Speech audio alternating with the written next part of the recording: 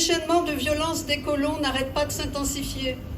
Les destructions sont massives. On compte près de 1000 morts depuis le début de l'attaque israélienne et des centaines de blessés. Des incendies presque tous les jours. Il y a 2 jours, une trentaine de voitures palestiniennes incendiées par des colons. Les oliviers arrachés, écrasés, brûlés. Des maisons emprisonnées par des barbelés. Des villes et des villages assiégés. S'y ajoutent des arrestations massives et l'on sait à quel point les conditions de détention dans les prisons israéliennes sont terribles.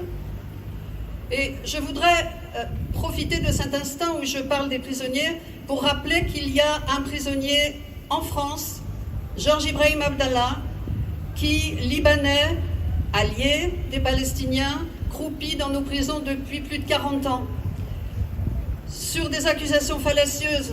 Son avocat à l'époque a même depuis expliqué très clairement que c'était une histoire montée de toutes pièces. Georges est libérable depuis 1999. Le Liban, dont il est originaire, est prêt à l'accueillir. Il manque la signature du ministre des Affaires étrangères. Et depuis 1999, tous, les uns après les autres, de droite, de gauche, ont refusé de signer sous pression explicite des États-Unis et d'Israël.